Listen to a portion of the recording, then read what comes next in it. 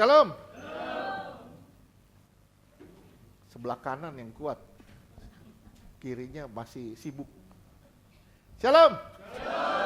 Nah gitu dong. Anda semangat, saya juga jadi semangat. Anda loyo, saya juga jadi loyo, males-males. Oke, kita melanjutkan tema minggu lalu.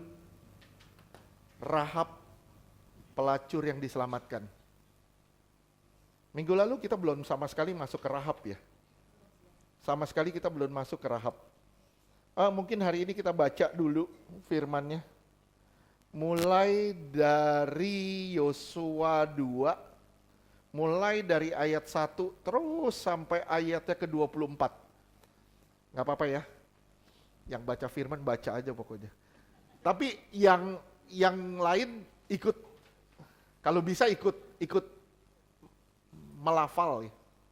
Walaupun kecil-kecil, jangan teriak-teriak. Kecil-kecil aja. Yang penting ikut baca.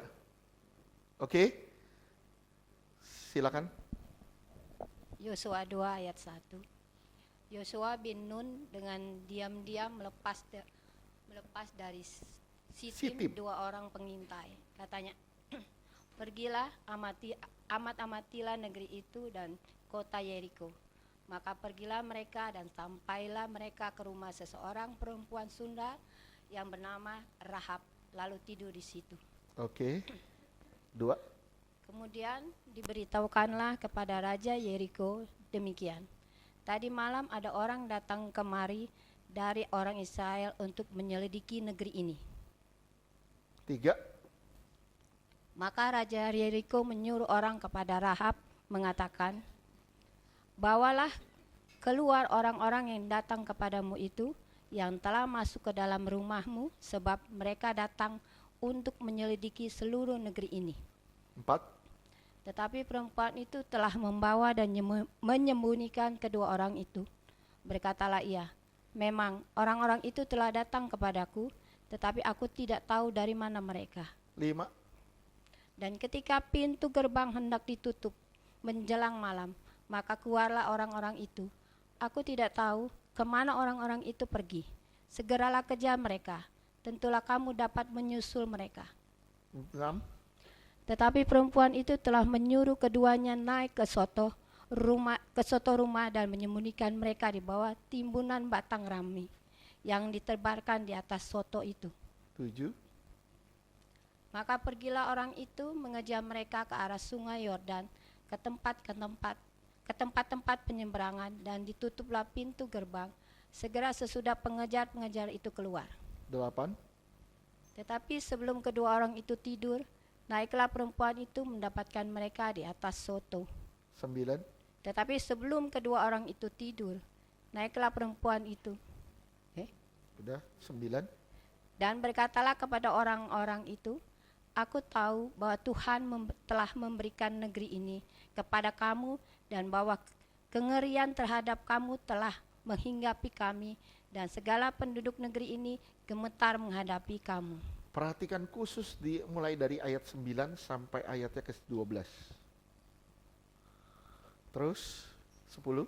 Sebab kami mendengar bahwa Tuhan telah mengeringkan air laut Teberau di depan kamu, ketika kamu berjalan keluar dari Mesir, dan apa yang kamu lakukan kepada kedua raja orang Amori yang di seberang sungai Yordan itu, yaitu kepada Sihon dan Og yang telah kamu tumpas. Terus 11. Ketika kami mendengar itu, tawarlah hati kami dan jatuhlah semangat setiap orang menghadapi kamu. Sebab Tuhan Allahmu ialah Allah di langit di atas dan di bumi dan di bawah. Oke, 12. Maka sekarang bersumpahlah kiranya Tuhan, bahwa karena aku telah berlaku ramah terhadapmu, kamu juga akan berlaku ramah terhadap kaum keluargaku, dan berikanlah kepadaku suatu tanda yang dapat dipercaya, 13. bahwa kamu akan membiarkan hidup ayah dan ibuku, saudara-saudaraku yang laki-laki dan yang perempuan, dan semua orang-orang mereka, dan bahwa kamu akan menyelamatkan nyawa kami dari maut. 14. Lalu jawab kedua orang itu kepadanya, Nyawa kami ialah jaminan bagi kamu. Asal jangan kau kabarkan perkara kami ini. Apabila Tuhan nanti memberikan negeri ini kepada kami, maka kami akan menunjukkan terima kasih dan setia kami kepadamu. Oke, terus 15. Kemudian perempuan itu menurunkan mereka dengan tali melalui jendela, sebab rumahnya itu letaknya pada tembok kota. Jadi pada tembok itulah ia diam.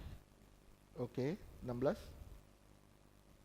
Berkatalah ia kepada mereka, pergilah ke pegunungan, supaya pengejar-pengejar itu jangan menemui kamu, dan bersembunyilah di sana 3 hari lamanya, sampai pengejar-pengejar itu pulang, kemudian bolehlah kamu melanjutkan perjalanan. 17. Kedua orang itu berkata kepadanya, kami akan bebas dari sumpah kami ini kepadamu yang telah kau suruh kami ikrarkan. 18. Sesungguhnya apabila kami memasuki negeri ini, haruslah tali dari benang kirmisi ini kau ikatkan pada jendela tempat engkau menurunkan kami, dan ayah serta ibumu, saudara-saudaramu, serta seluruh kaum keluargamu kau kumpulkan di rumahmu. Iya, 19. Setiap orang yang keluar nanti dari pintu rumahmu haruslah sendiri menanggung akibatnya. Kalau darahnya tertumpah dan kami tidak bersalah, tetapi siapapun yang ada di dalam rumah cerdainya, kamilah yang menanggung akibat pertumpahan darahnya. 20. Tetapi jika engkau mengabarkan perkara kami ini, maka bebaslah kami dari sumpah kepadamu itu yang telah kau suruh kami ikrarkan. 21. Tetapi jika engkau 21. Perempuan itu pun berkata, seperti yang telah kamu katakan, demikianlah akan terjadi. Sesudah itu dilepaskannya lah orang-orang itu pergi, maka berangkatlah mereka. Kemudian perempuan itu mengikatkan kirmisi itu pada jendela. Terus? Mereka pun pergilah dan tiba di pegunungan. Tinggal di sana 3 hari lamanya, sampai pengejar-pengejar itu pulang. Pengejar-pengejar itu telah mencari di mana-mana sepanjang jalan tanpa menemukan mereka. 23. Maka pulanglah kedua orang itu. Mereka turun dari pegunungan, lalu menyeberang dan sampai kepada Yosua bin Nun. Kemudian mereka ceritakan segala pengalaman mereka. 24. Kata mereka kepada Yosua, Tuhan telah menyerahkan seluruh negeri ini ke dalam tangan kita. Bahkan seluruh penduduk negeri ini gemetar menghadapi kita. Oke.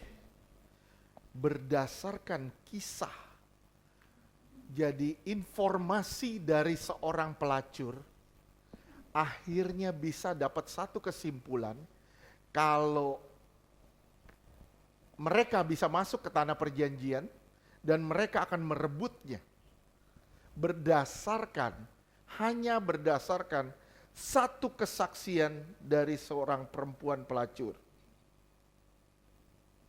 Tapi luar biasanya perempuan ini disebut seorang pelacur, orang yang menjadi sampah masyarakat, seorang minoritas, seorang keadaannya tidak baik, dianggap sebagai sampah waktu itu.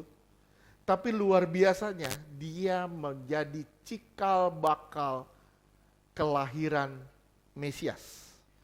Coba saudara lihat di Matius 1 ayatnya ketiga. Matius 1 ayat 3. Yehuda memperanakan Peres dan Sera dari Tamar. Peres memperanakan Hesron, Hesron memperanakan Ram. Terus? Matius 1 ayat 4. Ram memperanakan Aminadab, Aminadab memperanakan Nahason memperanakan Salmon. Salmon, terus 5. Salmon memperanakan Boas dari Rahab. Dari siapa? Rahab. Rahab, seorang pelacur. Terus? Boas memperanakan Obed dari Rut. Obed memperanakan Isai. Isai memperanakan Daud. Oke, lihat ya. Dari seorang yang latar belakangnya nggak baik, tapi melahirkan seorang raja, bahkan seorang juru selamat. Saya cuma bilang sama saudara, Tuhan nggak ngelihat masa lalu kita. Tuhan nggak ngelihat siapa kita dan kejahatan apa yang kita lakukan. Asalkan saudara hari ini mau menyerahkan diri kepada Tuhan, Tuhan nggak ngelihat yang lalu-lalu. Tuhan nggak pusing dengan yang lalu. Tuhan mau saudara menghasilkan sesuatu. Makanya saya cuma bilang sama saudara ya, simak ya. Tuhan punya rencana yang indah buat kita semua. Amin. Nggak peduli masa lalu kita seperti apa, tapi yang pasti Tuhan punya rencana yang indah buat kita. Itu aja. Permasalahannya kita mau raih atau enggak? Kita mau ambil atau enggak masa depan yang indah itu? Belum tentu semua orang mau raih. Kenapa? Karena untuk meraih masa depan yang indah itu, korbannya adalah kedagingan. Korbannya adalah egonya sendiri. Karena ketika kita mau meraih janji Tuhan, ini ada jalan yang harus kita lalui. Dan jalan ini adalah jalan salib. Di mana kita harus menyangkal diri, harus memikul salib dan harus mengikut Tuhan. Kemanapun. Dan ini bukan satu hal yang gampang, bukan satu hal yang mudah. Tapi percayalah, saudara pasti akan mendapatkannya. Melalui kisah Rahab ini, kita lihat Tuhan gak ngelihat latar belakang kita gimana. Kejahatan apa yang kita lakukan. Asalkan kita mau berubah aja. Dan simak, ada masa depan yang indah yang Tuhan siapkan buat kita semua. Setuju?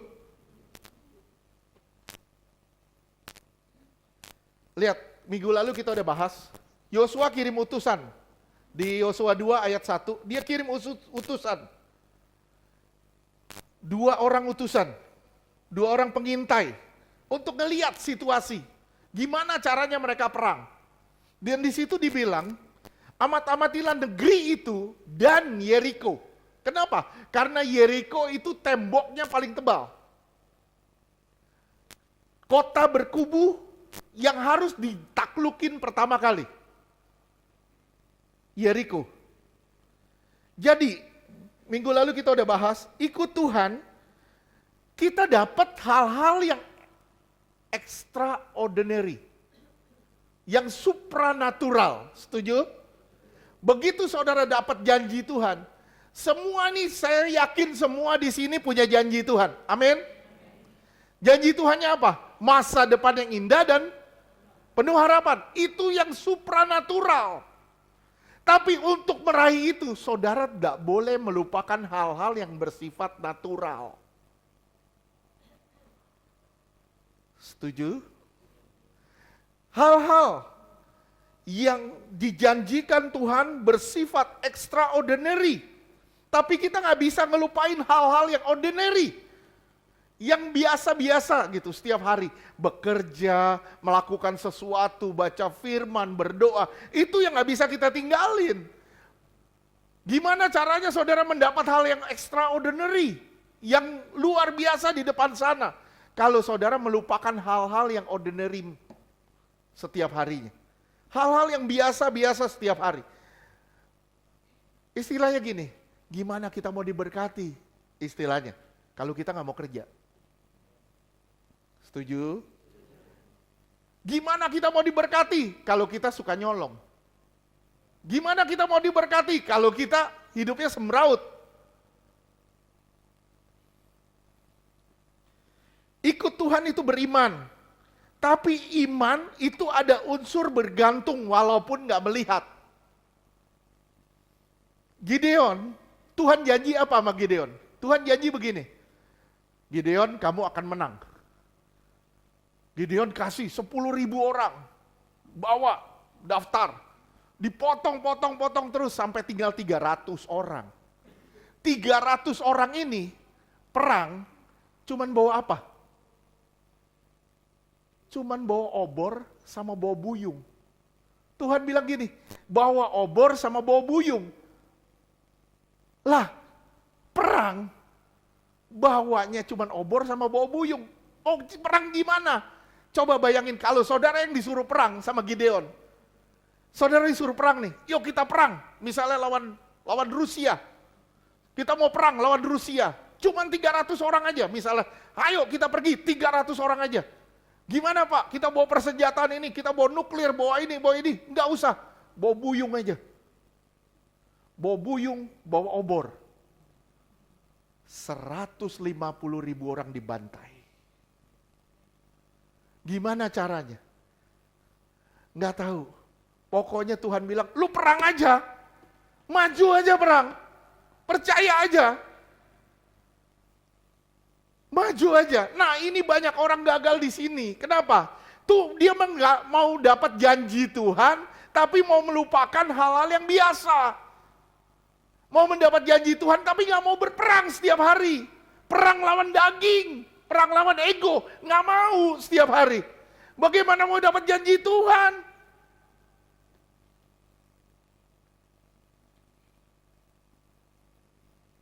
Terus kita bermasalah, kita nggak diberkati. Misalnya secara apa yang kita doakan nggak dijawab. Terus kita nyalain Tuhan, nggak bisa dong.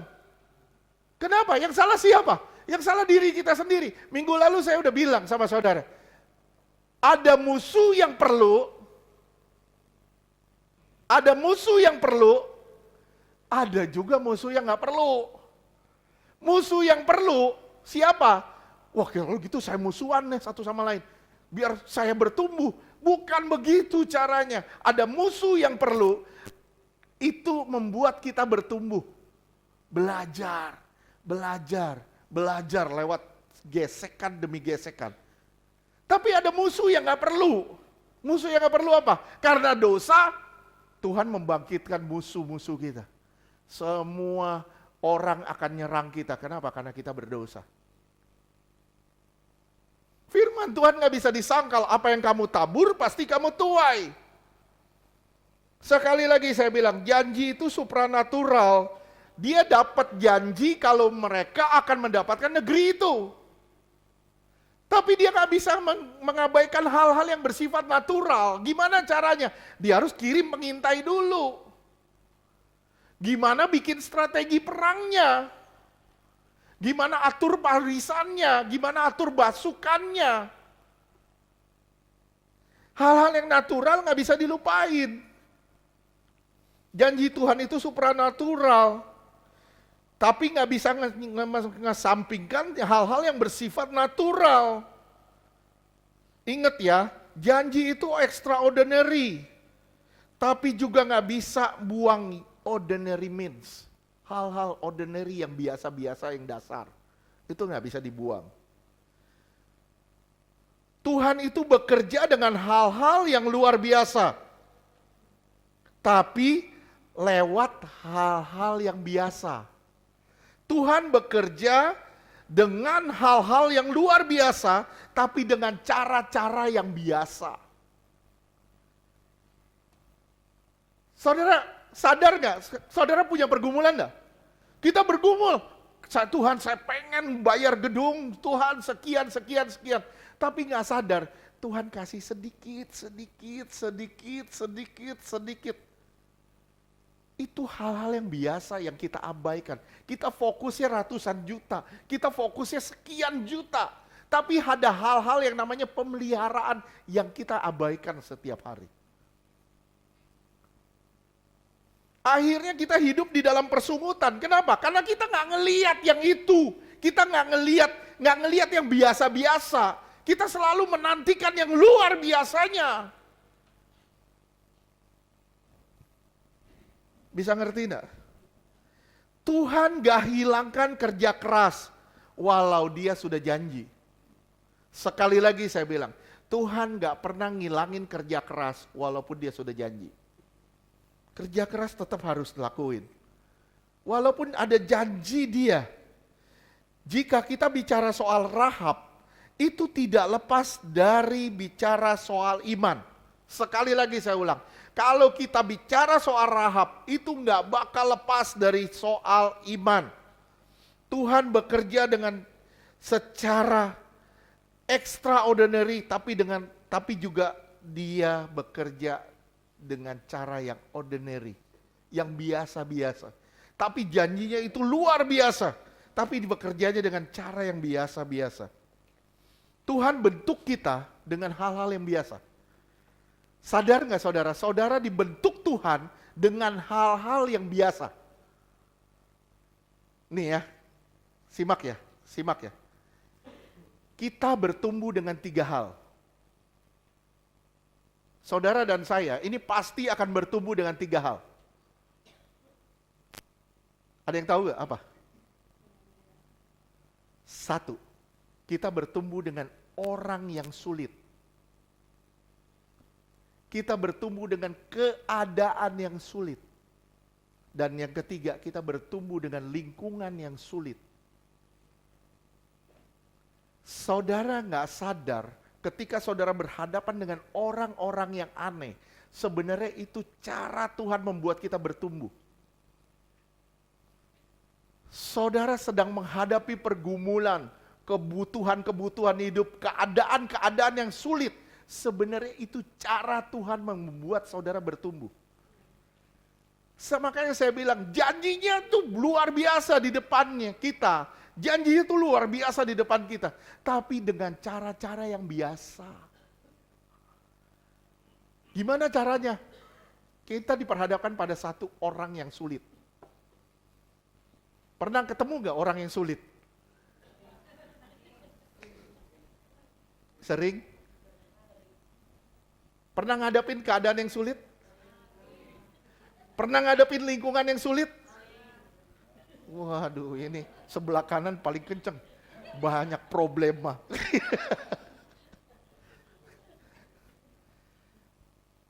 Lihat ya.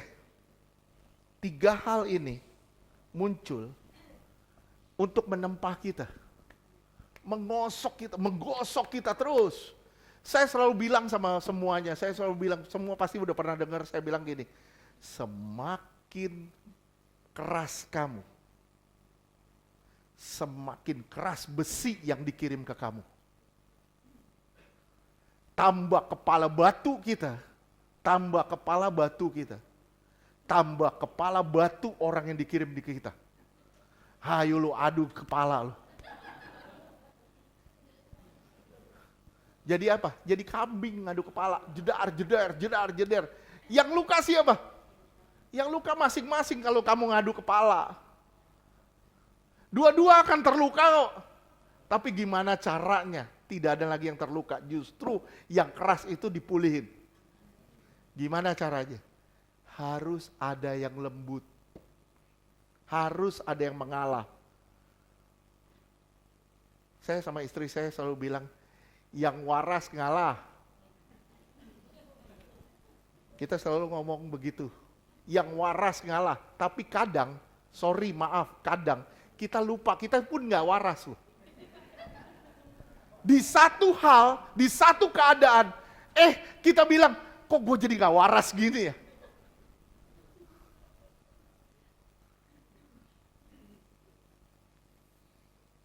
Pernah ngalamin gak kayak gitu?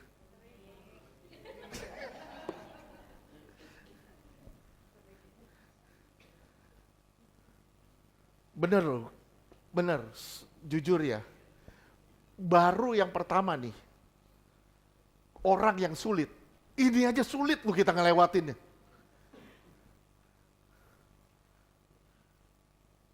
Waktu Petrus bilang, ada seorang ngomong sama saya begini, Pak, gimana saya mau ngampuni dia Pak? Dia gosok saya terus, dia sakitin saya terus. Dan itu berturut-turut.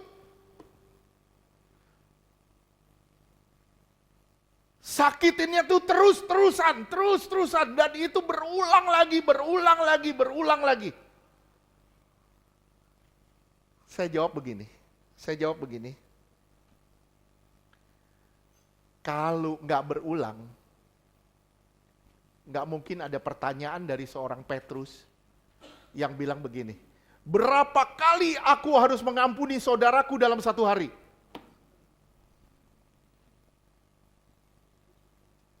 Setuju gak?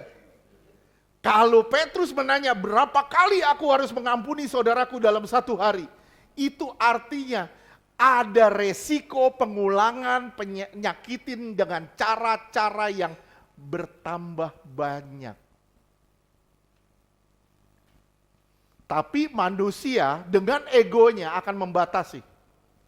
Manusia pasti dengan egonya akan batasi.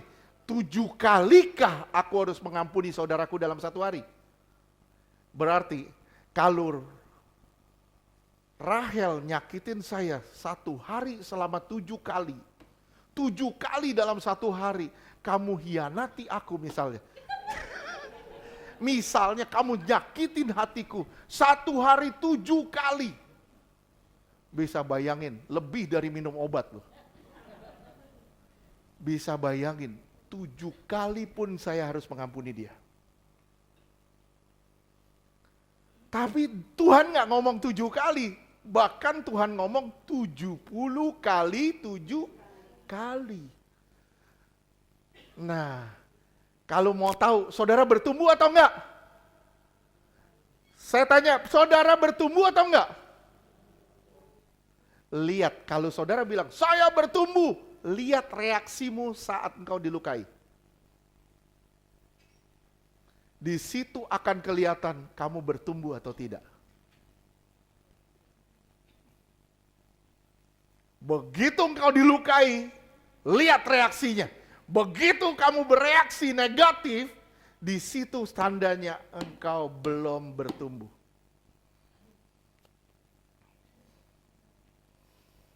Saat engkau dalam menghadapi keadaan yang sulit, saat kita menghadapi keadaan yang sulit, bagaimana reaksi kita? Di situ kelihatan pertumbuhan rohani kita. Jadi kadang, saudara mau lihat gak pertumbuhan rohani saudara? Mau lihat gak? Mau gak? Kenapa diam semua? Mau gak? Mau? Banyak yang gak mau. Mau gak? Mau, bener? Siap kedatangan orang yang sulit. 2, siap kedatangan keadaan yang sulit. 3, siap dibawa ke lingkungan yang sulit.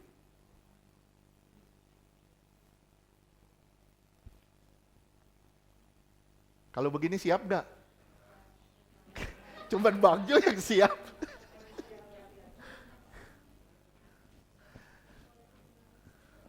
Susah loh.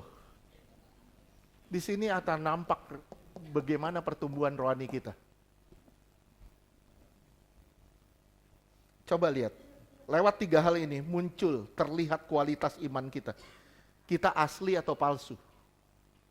Saat kita menghadapi orang-orang yang sulit di sekitar kita, itu kelihatan iman kita asli atau palsu. Saat kita menghadapi keadaan yang sulit, itu nampak iman kita asli atau palsu. Saat kita menghadapi lingkungan yang sulit, itu terlihat loh, muncul kita. Kita asli, iman kita asli atau palsu. 1 Petrus 1 ayat 6 dan 7. 1 Petrus 1 ayat 5. 6 dan 7. 1 Petrus 1 ayat 6. Bergembiralah akan hal itu, sekalipun sekarang ini kamu seketika harus berduka cita oleh berbagai-bagai pencobaan. Lihat ya. Ini kata yang opposite banget nih. Bergembiralah akan hal itu, sekalipun sekarang ini kamu seketika berduka cita. Ini bergembira dan berduka cita. Hal yang opposite, terbalik. Ngerti gak? Terbalik gak? Di mana kita disuruh bergembira di saat-saat yang susah. Hal ini hanya bisa didapati ketika saudara bertumbuh. Dan iman saudara asli. Terus ayat 7. 1 Petrus 1 ayat 7. Maksud semuanya itu ialah untuk membuktikan kemurnian imanmu yang jauh lebih tinggi nilainya daripada emas yang digodok sampai jadi emas yang murni. Yang diuji kemurniannya dengan api sehingga kamu memperoleh puji-pujian. Harus ngelewatin api. Harus ngelewatin api. Apinya apa Pak? Itulah orang yang sulit. Apinya apa Pak? Itulah keadaan yang sulit. Apinya apa Pak? Itulah lingkungan yang sulit. Kalau saudara dibawa masuk ke dalam lingkungan dan lingkungan itu membuat saudara sulit, itu tandanya Tuhan mau saudara bertumbuh. Kalau saudara masuk ke satu tempat, saudara ketemu dengan orang yang sulit, di situ tandanya Tuhan mau saudara bertumbuh. Kalau saudara masuk ke satu wilayah, ke satu tempat, masuk ke dalam satu keadaan, dan saudara menghadapi keadaan yang begitu sulit di dalam hidup saudara, di situ tandanya Tuhan mau saudara bertumbuh. Mudah gak? Enggak. Terus? Sehingga kamu memperoleh puji-pujian dan kemuliaan dan kehormatan pada hari Yesus Kristus menyatakan dirinya. Iya, pada waktu Yesus menyatakan diri, di situ baru kelihatan kualitas iman kita. Saudara, saya mau tanya nih sama semuanya. Saudara emas, kualitas iman kita mau emas atau mau tembaga? Saudara mau berharga, mau jadi sesuatu yang berharga, atau mau jadi sesuatu yang biasa-biasa aja? Semakin saudara mau jadi sesuatu yang indah, saudara harus diproses dengan cara yang luar biasa. Ini yang namanya ordinary means. Saudara jadi emas, itu extraordinary bukan? Supranatural gak? Tapi saudara mengalami proses itu natural gak? Ini, Tuhan berjanji secara supranatural, tapi tidak pernah menghilangkan hal-hal yang bersifat natural.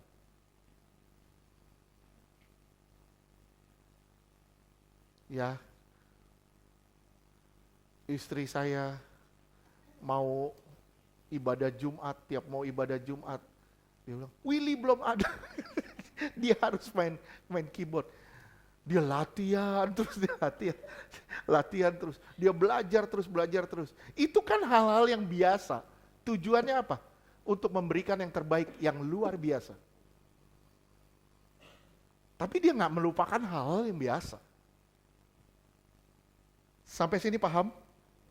Nah, sekali lagi saya bilang, jangan kaget kalau saudara ketemu orang yang sulit. Kenapa? Karena pada dasarnya kamu lebih sulit dari orang itu sebenarnya. Betul gak? Kalau kamu gak bisa terima dia, kamu lebih sulit. Saya ulang ya, kalau kamu gak bisa terima dia, sebenarnya kamu lebih sulit. Setuju? Oke, salamin kiri kanan bilang, saya tidak sulit.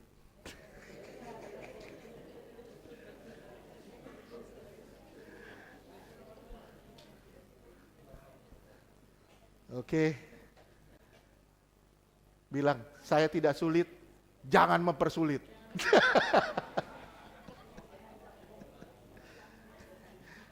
Oke. Kita pasti menghadapi keadaan yang sulit. Kita pasti dapat satu lingkungan di mana kita sulit. Ya. Tapi di sini caranya, gimana caranya kita mengatasi hal-hal yang kita nggak mampu. Hanya Tuhan yang bisa bekerja. Saya paling nggak bisa itu yang namanya berhadapan dengan anak kecil. Kalau ketemu anak kecil maunya saya gemesin doang. Sulit saya ngajar gitu, ngajar anak kecil itu sulit. Satu kali ada satu sekolahan pernah ngundang saya, Pak, ayo bikin seminar di sekolah kami. Yang datang anak SMA semua, ini dia mau seminar pelepasan katanya. Biar mereka dilayani pelepasan, biar mereka mengalami kelepasan. Karena mereka begini-begini, ini sekolahan Kristen. Kepala sekolahnya kenal, pembimbing rohaninya kenal. Wah, 7:30 datang saya. 7:30 saya bilang sama istri saya ajak, wah dia gak mau. 7:30 pagi. Saya pergi sendiri, wah pakai baju rapi, Saya pikir, wah gua mau seminar nih. Gua mau seminar, pakai baju rapi. Dapat kabar, Pak, yang anak SMA nggak bisa. Lagi ada ujian, ada ekskul. Yang datang anak kelas 1, kelas 2 SD. Coba bayangin saya mau seminar gimana. Datang duduk ngengkang, kaki, gigi masih ompong. Stres saya di situ. Bener saya nggak tahu ngomong apa. Bener ngomong nggak bisa apa. Lebih baik saya ketemu orang-orang besar tapi lagi ngantuk-ngantuk gak apa-apa deh. Daripada ketemu anak kecil yang masih duduknya masih begitu. Ada yang masih pakai susu, minum susu. Kelas 1 SD. Coba bayangin gimana caranya. Saya bisa ngomong 15 menit di situ sama anak-anak itu. Saya bodoh amat, lu ngerti, lu enggak bodoh amat. Pokoknya 15 menit saya ngomong. Saya sampai bilang, Ker, kenapa kamu gak ikut? Kalau dia ikut kan minimal saya bisa kasih dia, udah lu aja. Ya, enggak apa-apa, saya percaya ada hal-hal yang kita gak bisa mampu ngadapinnya. Tapi saya yakin Tuhan bisa bekerja dengan cara-cara yang luar biasa. Oke? Ya, iman itu berarti melangkah walau situasi berkata tidak. Iman itu berarti melangkah walau situasi dan kondisi bilang enggak. Ingat berapa kali kita mau retret? Saya sampai bilang, enggak, gue batalin. Enggak, pokoknya gue batalin. Berapa kali saya ngomong gitu? Saya nggak mau. Makanya jangan berdoa minta retret dulu. Kalau Tuhan udah ngomong, pergi retret. Waduh itu jantung saya bisa begitu. Bak. Nggak gampang lu ngelewatin. Bayangin tahun lalu kita 2 kali retret, bayar gedung, habis bayar gedung retret lagi. Waduh. Tapi bingung loh, saya ngadapin situasi begitu, gak kurus-kurus loh.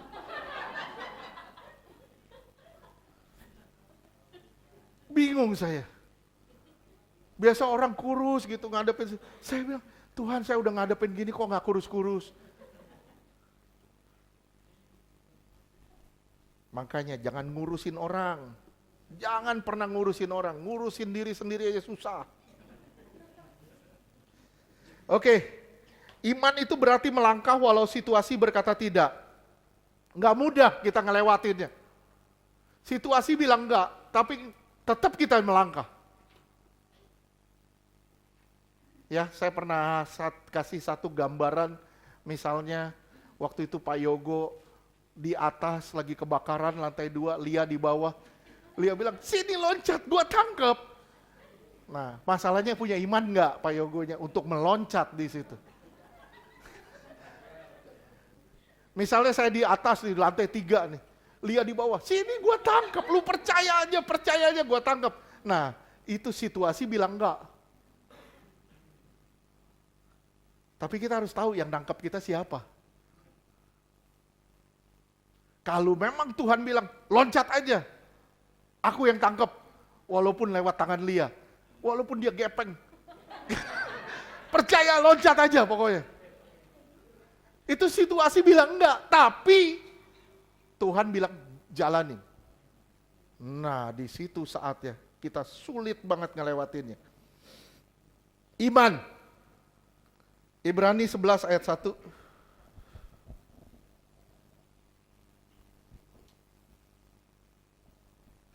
Ibrani 11 ayat 1. Iman adalah dasar dari segala sesuatu yang kita harapkan dan bukti dari segala sesuatu yang tidak kita lihat. Ada pengharapan dan ada bukti. Sekali lagi, ada pengharapan dan ada bukti. Pengharapan kita akan hidup yang kekal. Buktinya mana? Buktinya suatu hari saya pasti ke sana.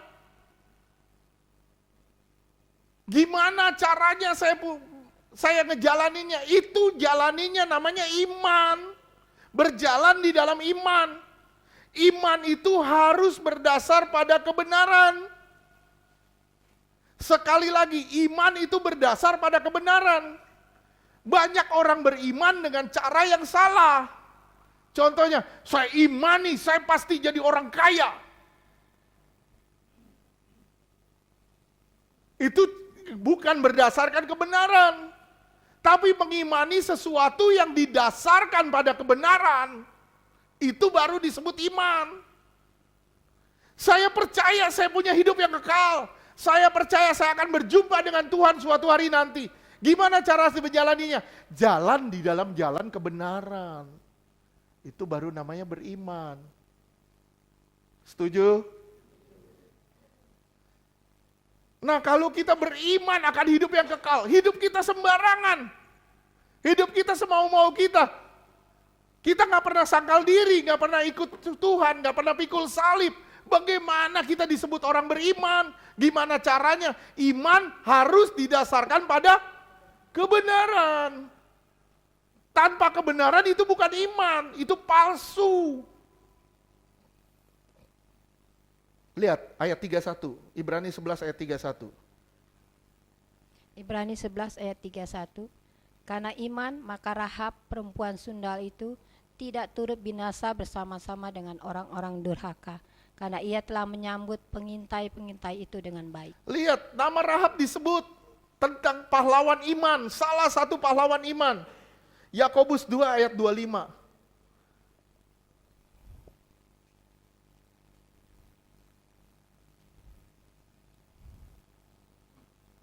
Yakobus 2 ayatnya ke-25.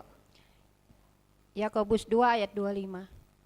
Dan bukankah demikian juga Rahab pelacur itu dibenarkan karena perbuatan-perbuatannya ketika ia menyembunyikan orang-orang yang disuruh itu di dalam rumahnya, lalu menolong mereka lolos melalui jalan yang lain? Iya. Banyak orang bilang, wah Rahab berbohong. Kita nggak usah ngomongin etikanya deh.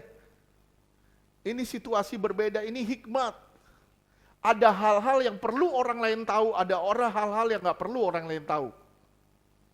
Ini yang namanya hikmat. Yang penting satu, ini sesuai kehendak Tuhan. Kita nggak usah ngomongin etika atau moralnya, tentang bohongnya. Ternyata di Alkitab dicatat kok dia.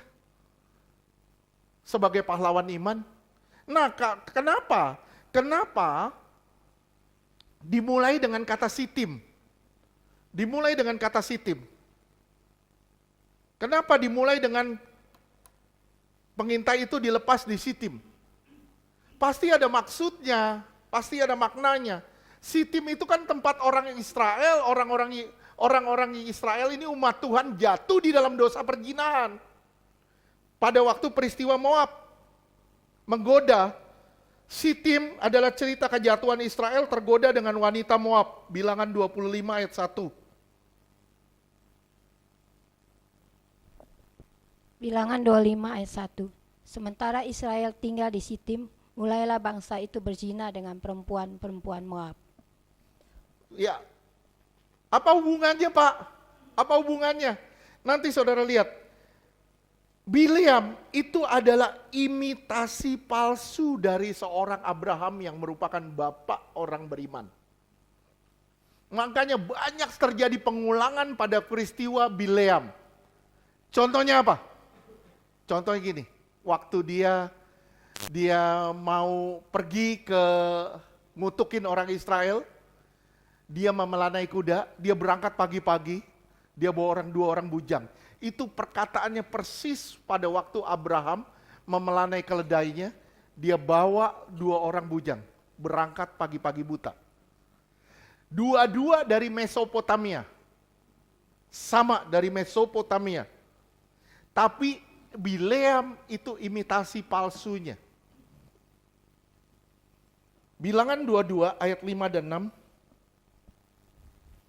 Sekali lagi saya bilang, kenapa disebut Sitim? Karena ini berhubungan dengan Abraham. Karena Bileam ini adalah imitasi palsu dari iman yang palsu. Berbicara soal iman yang palsu. Bilangan 22 ayat 5. Raja ini mengirim utusan kepada Bileam bin Beor kepada ke Petor. ke Petor Beor Petor. yang di tepi sungai Efrat, ke negeri teman-teman sebangsanya untuk memanggil dia dengan pesan. Ketahuilah, ada suatu bangsa keluar dari Mesir, sungguh sampai tertutup permukaan bumi olehnya, dan mereka sedang berkemah di depanku. 6. Karena itu, datanglah dan kutuk bangsa itu bagiku, sebab mereka lebih kuat daripadaku. Mungkin aku sanggup mengalahkannya dan menghalaunya dari negeri ini. Sebab aku tahu siapa yang kau berkati, dia beroleh berkat, dan siapa yang kau kutuk, dia kena kutuk. Saudara nyimak gak ada perkataan terakhir ini? Ini perkataan Tuhan ke siapa? Siapa yang memberkatimu akan diberkati, siapa yang mengutuk engkau akan dikutuk. Ini perkataan Tuhan ke Abraham. Tapi bedanya di mana? Abraham itu sifatnya pasif. Kenapa? Siapa memberkati dia akan diberkati. Tapi siapa mengutuk dia akan dikutuk. Tapi Bileam merasa dirinya adalah orang yang mempunyai kuasa untuk memberkati atau mengutuk. Bisa paham? Ngerti? Sekali lagi saya ulang, ini imitasi palsu dari Abraham. Kenapa? Karena di sini dibilang, siapa memberkati engkau akan diberkati. Pada waktu Tuhan bicara dengan Abraham. Di Kejadian 12 ayatnya ketiga. Kejadian 12 ayatnya ketiga. Kejadian 12 ayat 3. Peristiwanya mirip, kata-katanya mirip, tapi sebenarnya Abraham itu sifatnya pasif. Tapi Bileam itu merasa dia yang mempunyai berkat itu. Terus, Aku akan memberkati orang-orang yang memberkati engkau, dan mengutuk orang-orang yang mengutuk engkau. Dan olehmu semua kaum di muka bumi akan mendapat berkat. iya, ingat, simak baik-baik. Tolong buka telinga. Kita tidak dipanggil untuk mengutuki orang lain, tapi untuk menjadi berkat bagi orang lain. Simak baik-baik. Kita dipanggil tidak untuk mengutuki orang lain, tapi untuk menjadi berkat bagi orang lain. Ucapin sama-sama deh. 3, 2, 1. Kita dipanggil tidak untuk mengutuki orang lain, tapi menjadi berkat bagi orang lain. Kita sering ngutukin orang. Saat kita di jalan, orang pepet kita bilang monyet. Maaf, kita bilang bodat. Kita bilang semua kata-kata kutuk dari mulut kita. Saya bilang ya, saudara tidak dipanggil untuk mengutuki, tapi saudara dipanggil untuk memberkati. Lukas 6 ayat 28. Lukas 6 ayat 28. Mintalah berkat bagi orang yang mengutuk kamu. Berdoalah bagi orang yang mencaci kamu. Berdoa buat orang yang mencaci kamu. Kamu dikatain apapun, berkati dia. Dikatain apapun, berkati dia. 1 Petrus 3 ayat 9. 1 Petrus 3 ayat 9. Dan janganlah membalas kejahatan dengan kejahatan, atau caci maki dengan caci maki. Tetapi sebaliknya, hendaklah kamu memberkati, karena untuk itulah kamu dipanggil, yaitu memperoleh berkat. Kamu dipanggil untuk memperoleh berkat, bukan untuk mengutuki orang lain. Tapi Bileam dipanggil untuk mengutuki orang lain. Dia adalah seorang, nabi bayaran. Ulangan 23 ayat 3 sampai 5.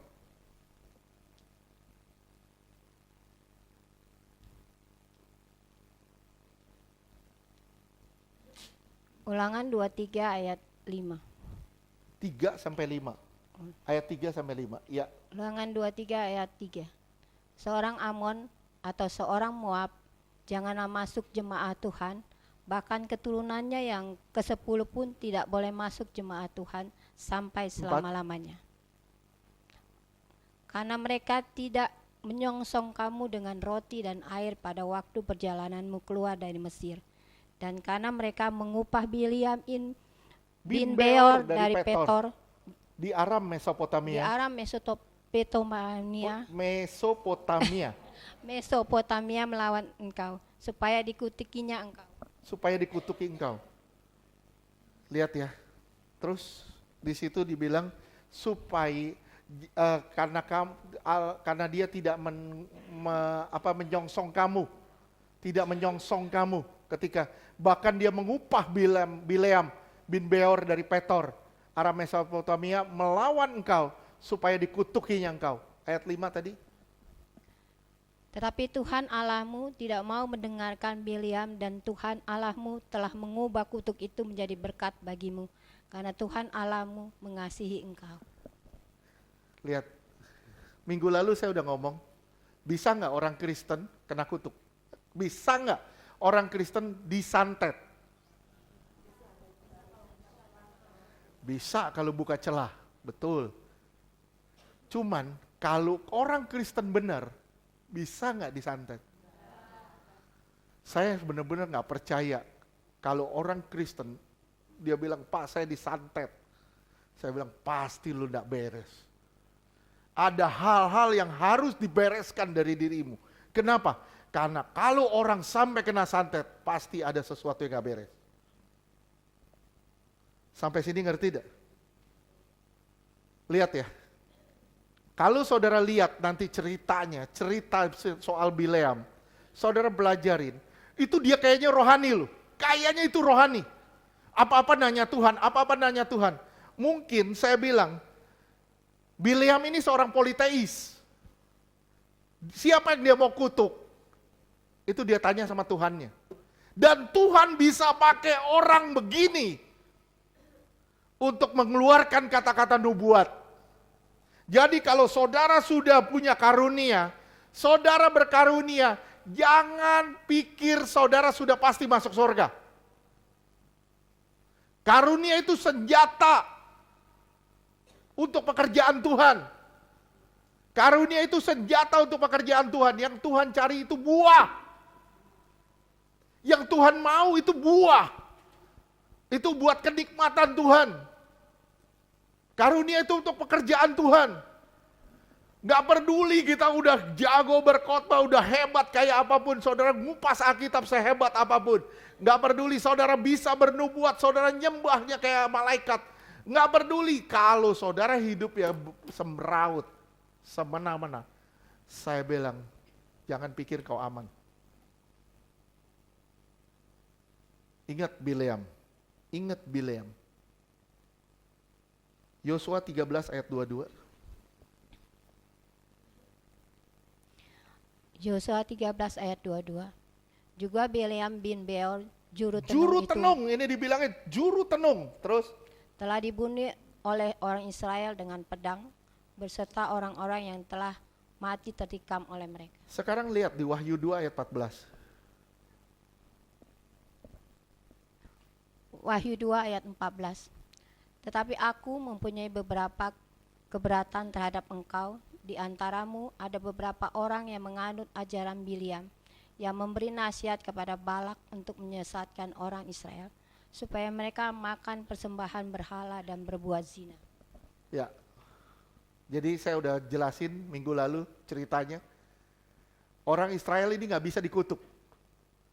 Sampai Bileam datang, Tuhan udah bilang, jangan pergi. Tuhan bilang berapa kali, Tuhan bilang jangan pergi. Tapi dia maksa pergi, akhirnya dia pergi. Begitu dia pergi, keledainya ngomong.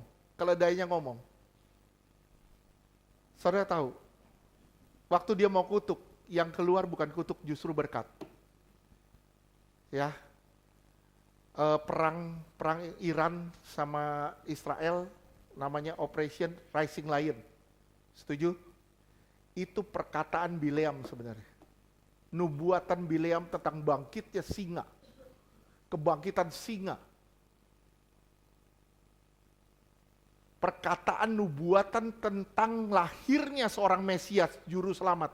Itu keluar dari mulut tukang tenung.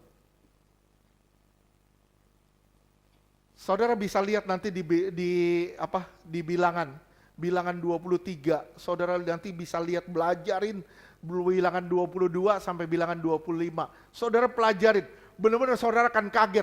Itu kata-kata nubuatan, gimana caranya dia bersentuhan sama Tuhan, gimana caranya dia bisa berhubungan sama Tuhan, gimana caranya Tuhan bisa pakai dia untuk mengucapkan kata berkat. Seorang juru tenung. Jadi kalau saudara sudah bernubuat hari ini, saudara sudah berkarunia hari ini, jangan pernah merasa saudara sudah aman. Ya, sekali lagi saya bilang, Bileam ini adalah imitasi palsu dari seorang Abraham. Tuhan punya kehendak. Kita harus lakukan kehendaknya. Bukan kehendak kita yang jadi, tapi kehendak Dia. Jangan bangga kalau kita dipakai Tuhan hari ini.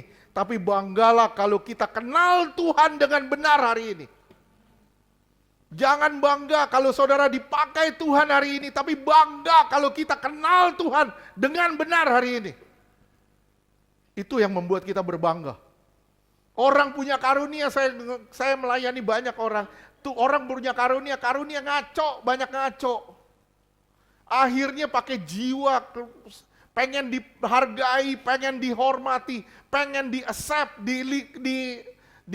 diterima sama lingkungan. Akhirnya apa yang dia harus tunjukkan? Ini bahaya luar biasa.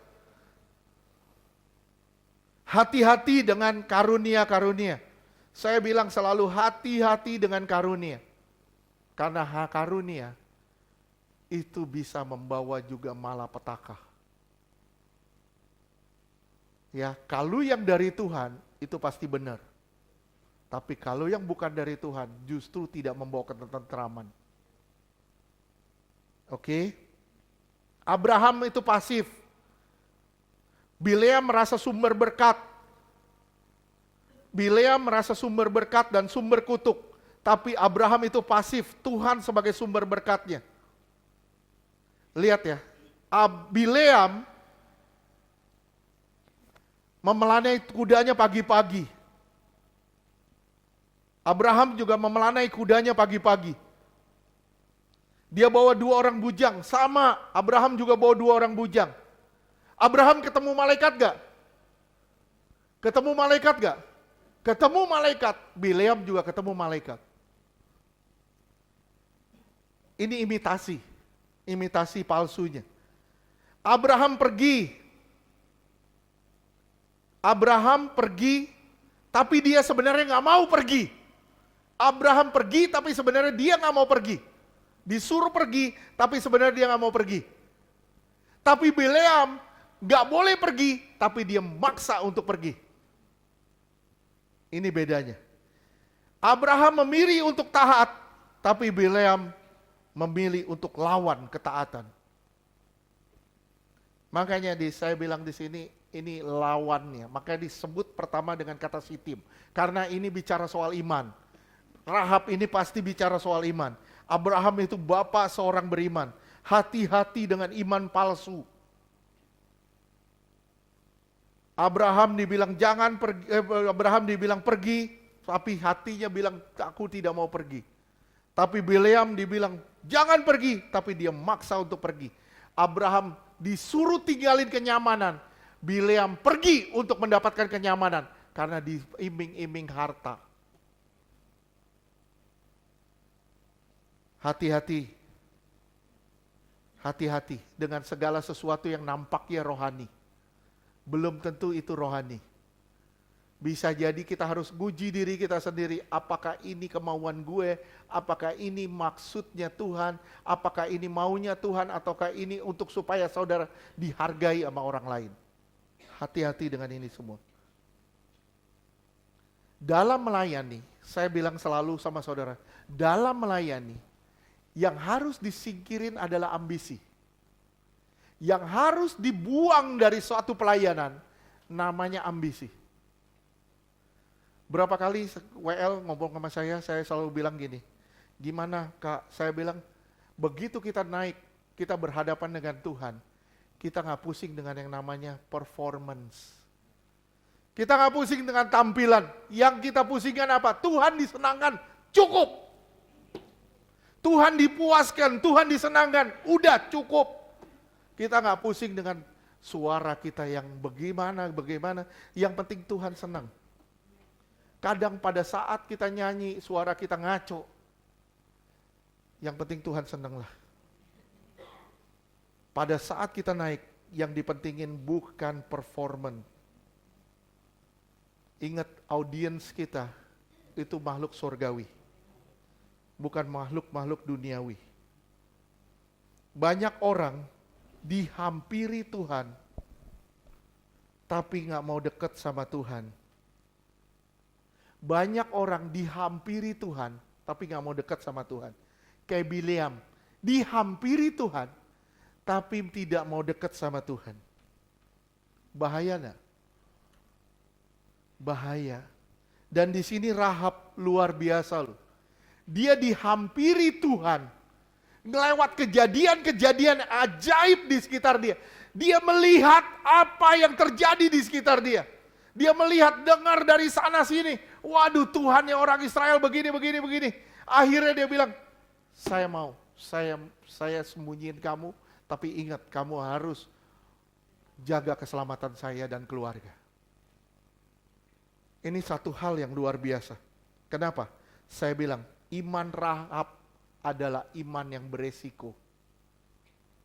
Iman itu pasti punya resiko. Setuju? Sekali lagi saya ulang, iman itu pasti beresiko. Buktinya mana? Misalnya, Ignatius disuruh pergi. Ignatius, kamu pergi ke Nigeria. Misalnya, ke Nigeria. Ngapain Tuhan? Kamu akan menangin jiwa di sana. Waduh, Ignatius mungkin pergi semangat. Gimana caranya Tuhan? Jual semua hartamu, pergi ke Nigeria. Ignatius bilang, waduh Tuhan, gue putih sendiri. Ignatius pergi, beresiko gak? Beresiko pasti. Semua yang Tuhan suruh ke kita, itu beresiko. Waktu Tuhan bilang sama istri saya, kita pakai gedung ini. Saya yang teriak pertama, tidak. Saya yang pertama kali teriak, tidak. Kenapa? Karena otak saya bilang gak mungkin. Dan itu resikonya tinggi. Tapi kita bisa jalanin selama 4 tahun terakhir ini.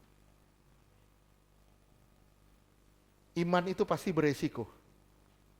Iman adalah keteguhan atau keyakinan pada kebenaran. Iman itu adalah keteguhan atau keyakinan pada kebenaran. Coba lihat, Roma 10 ayat 17. Roma 10 ayat 17. Jadi, iman timbul dari pendengaran, dan pendengaran oleh firman Kristus. Iya, iman timbul dari pendengaran. Saudara dengar, dapat informasi. Setuju? Begitu dapat informasi, kalau hati saudara keras, saudara tidak akan mengalami transformasi. Oleh sebab itu, saudara harus punya kelembutan hati untuk menerima informasi yang saudara dapat. Setuju gak? Ketika saudara dapat informasi, hati saudara harus lembut supaya saudara bisa mengalami apa? Transformasi. Baru ngomong udah lupa. Mengalami apa? Transformasi. Transformasi apa? Perubahan. Dapat informasi, lembutin hati untuk mengalami perubahan, transformasi. Supaya apa? Supaya saudara keluar bisa menjadi saksi. Sampai sini ngerti? Lihat, iman timbul dari pendengaran, pendengaran akan firman Kristus. Saudara dapat informasi, saudara harus lembutin hati supaya saudara bisa mengalami transformasi. Setelah saudara diubah, mengalami transformasi, baru saudara bisa keluar dan menjadi saksi. Mantap, setuju? Kalau hatinya nggak lembut, dapat informasi, hatinya keras, dia bilang apa? Firmannya nggak benar nih, ngakimin terus. Perkataannya semua ngakimin. Kenapa? Pada dasarnya hatinya keras dan tidak mau berubah. Cukup bilang iya aja sama Tuhan. Ya Tuhan saya mau. Ya Tuhan saya mau. Ya Tuhan saya mau. Cukup bilang itu aja. Walaupun saudara bilang, Tuhan saya mau tapi saya tidak mampu. Tapi saudara bilang, Tuhan saya tidak mampu. Tuhan tolong saya, mampukan saya.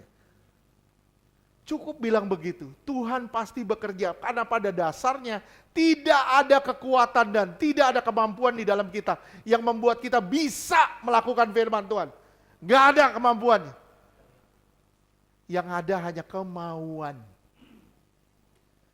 Kayak kita ngampunin orang. Bisa gak kita ngampunin orang? Susah. Kita cukup bilang, saya mau. Tuhan yang memampukan kok.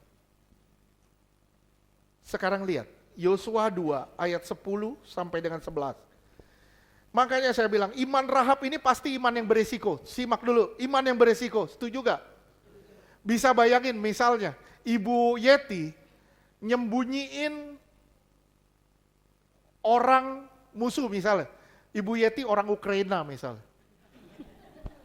Orang Ukraina, musuhnya orang Rusia. Dia tahu nih, Rusia bakal menang. Dia sembunyiin orang Rusia sebagai mata-mata di rumahnya. Beresiko gak?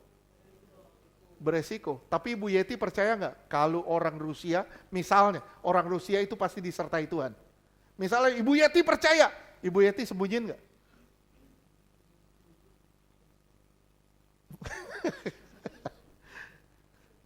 Kenapa? Karena kita mau dapat sesuatu tapi tidak mau ngambil resiko. Kenapa kita ragu? Karena kita mau dapat sesuatu tapi kita tidak mau meminimalisir resikonya. Akhirnya apa? Kita mau ikut Tuhan tapi meminimalisir karya Tuhan.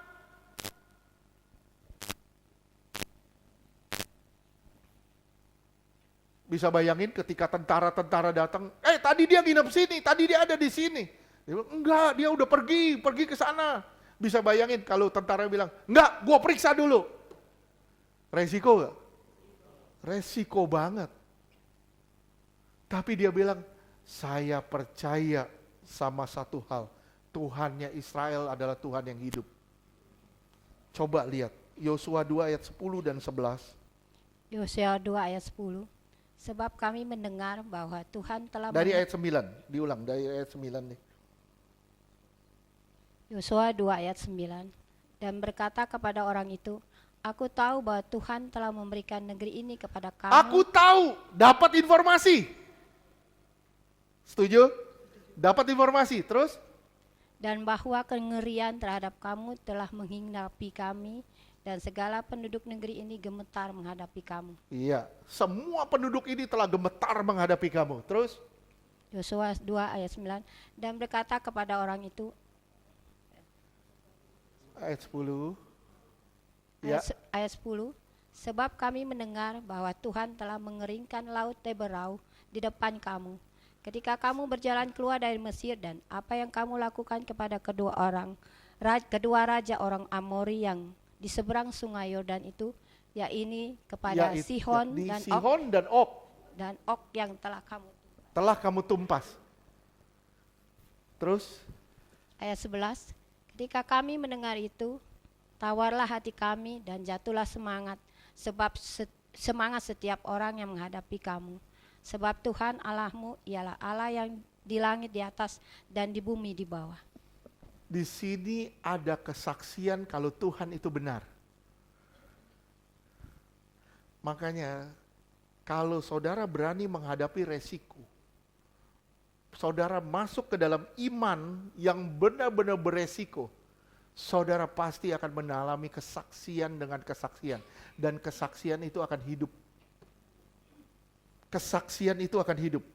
Benar. Ini luar biasanya. Tuhan berkali-kali ngomong gini. Ingat ya gimana caranya aku mengalahkan Sihon dan Og. Kenapa dua orang ini selalu disebut? Kenapa Sihon dan Og itu selalu disebut?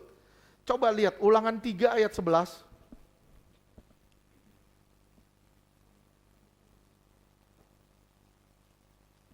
Ulangan 3 ayat 11.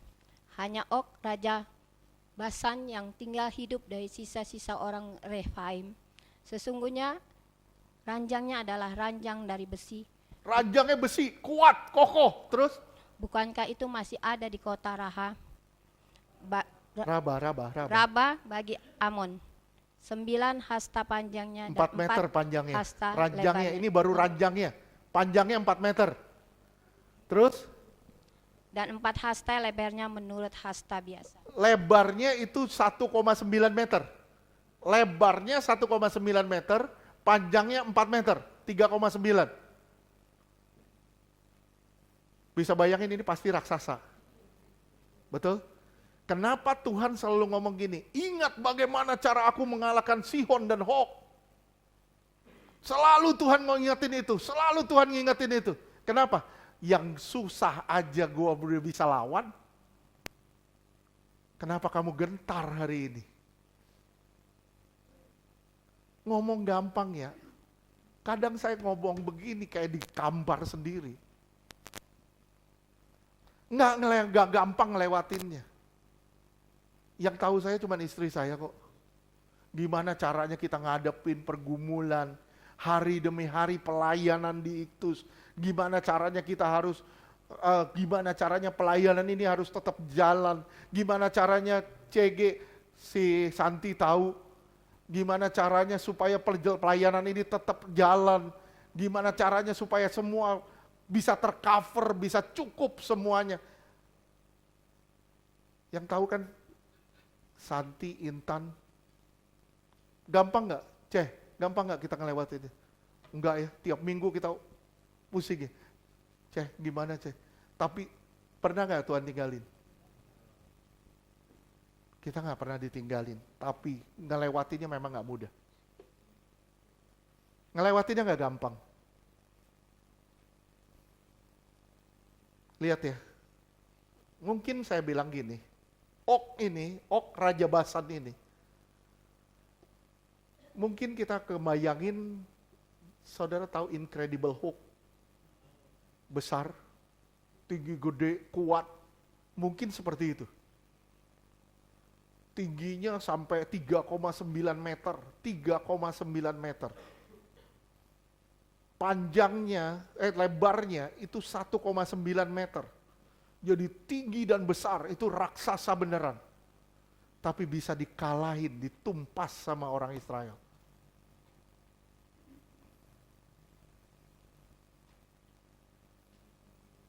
Ingat ada kata sebab kami telah mendengar. Betul gak? Di ayat 10, sebab kami telah mendengar. Artinya apa? Dapat informasi. Setuju? Begitu dapat informasi, taruh di hati. Begitu taruh di hati, mulai ngalami transformasi, berubah. Tadinya gua ikut orang Kanaan, tadinya gua orang di daerah sini, di daerah Sitim, sekarang gua mau ikut Tuhan. Kenapa? Karena Tuhan itu benar. Lihat ayat 11. Di ayat 11 tadi Yosua 2 ayat 11.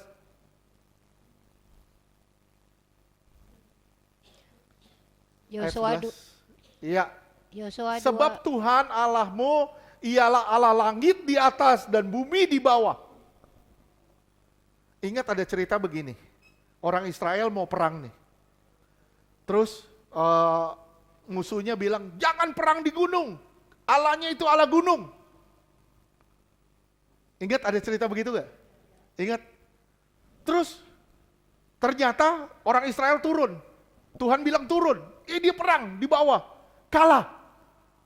Terus perang lagi. Terus bilang lagi, jangan jangan perang di lembah, perang di gunung. Karena Tuhannya itu Tuhan lembah. Akhirnya perang di gunung, kalah lagi. Ini yang Tuhan mau nyampein. Allah kita bukanlah Allah teritorial. Tapi dia Allah yang menguasai langit dan bumi. Kalau dia Allah yang menguasai langit dan Allah yang menguasai bumi. Buat apa kita takut sama banyak hal.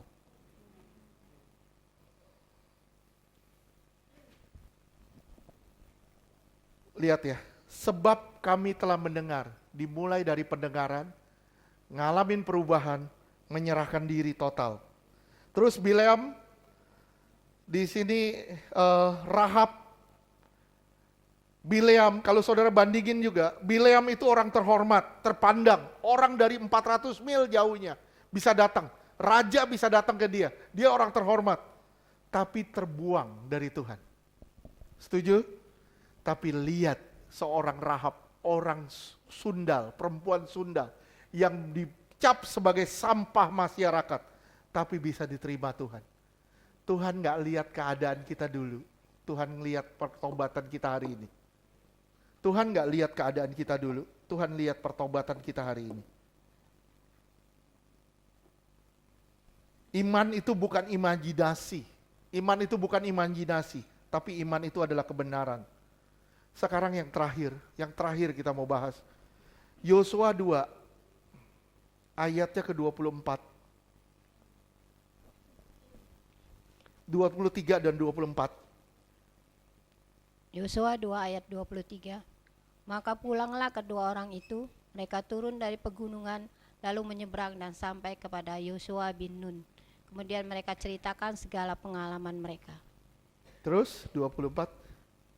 24, kata mereka kepada Yosua, Tuhan telah menyerahkan seluruh negeri ini ke dalam tangan kita. Bahkan seluruh penduduk negeri itu gemetar menghadapi kita. Kesaksian siapa ini? Kesaksian siapa yang dibahas di sini? Kesaksian seorang pelacur.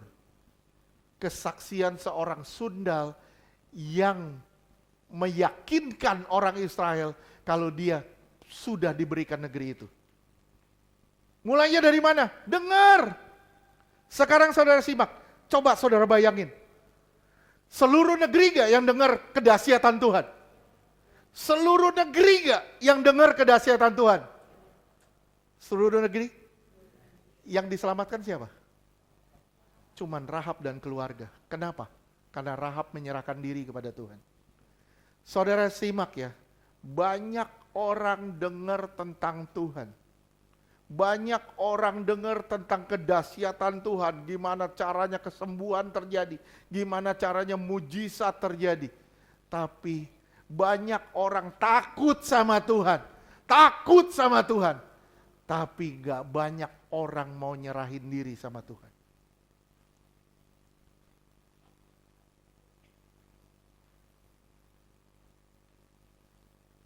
Saya tanya di sini misalnya, Fran, takut Tuhan enggak? Takut. Apakah ketakutan kamu membuat kamu nyerahin diri ke Tuhan? Iya dong. Tapi enggak semua orang takut sama Tuhan, tapi mau nyerahin diri ke Tuhan. Ini masalahnya. Lihat, seluruh penduduk negeri itu banyak, tapi yang diselamatkan kenapa cuma Rahab dan keluarga? Kenapa? Karena cuma dia yang beriman.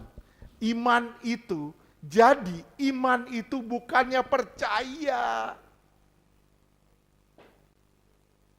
Sekali lagi saya ulang, iman itu bukan sekedar percaya, tapi nyerahin diri.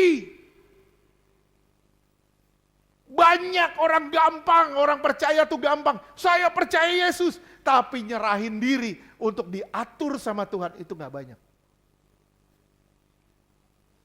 Saya ulang sekali lagi, gampang banget orang percaya.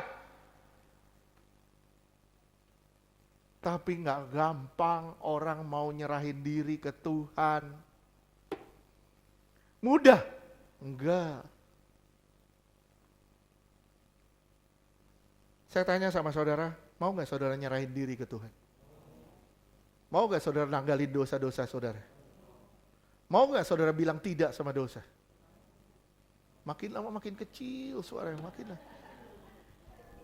Makin lama sampai pertanyaan kelima sudah tidak ada suara lagi nanti. Jawab yang tegas. Mau nggak saudara percaya sama Tuhan? Mau nggak saudara nyerahin diri sama Tuhan? Mau nggak saudara nyangkal diri? Mau nggak saudara nyerahin diri? Bilang tidak sama dosa? Puji Tuhan, saudara pasti bertumbuh kok. Mau nggak saudara ngadapin orang yang sulit? Mau nggak saudara ngadapin keadaan sulit? Mau nggak saudara ngadapin lingkungan sulit? Kalau saudara mau, saudara pasti bertumbuh. Amin. Di sini, wah semangat. Lihat depan digesek, wah. Nangis loh. Saya melayani satu orang ibu. Dia bilang, Pak, suami saya begini. Suaminya begini. Suaminya begini. Panjang suaminya begini. Dia ngomong gitu. Saya cuma bilang gini, Bu, ibu mau berperang lawan kuasa gelap? Iya, mau. Saya bilang, gimana lawan kuasa gelap? Lawan suami lu aja kan udah kalah. Gimana mau perang lawan, wah, angan-angannya tinggi. Mau perang lawan setan lah, inilah. Lawan suaminya udah kalah. Lawan temennya aja udah kalah. Lawan lingkungannya udah kalah. Gimana mau lawan yang lain? Menangin dulu wilayah kita. Menangin dulu lingkungan kita. Saya percaya saudara akan jadi berkat dimanapun saudara berada. Ingat, banyak orang takut sama Tuhan. Tapi gak banyak orang mau serahin diri sama Tuhan. Iman itu bukan sekedar percaya, tapi iman itu adalah tindakan. Iman bukan sekedar percaya, tapi iman adalah penyerahan diri sama Tuhan. Kalau saudara percaya sama seseorang, saudara harus nyerahin diri sama orang itu. Amin. Tuhan berkati, selamat mencoba.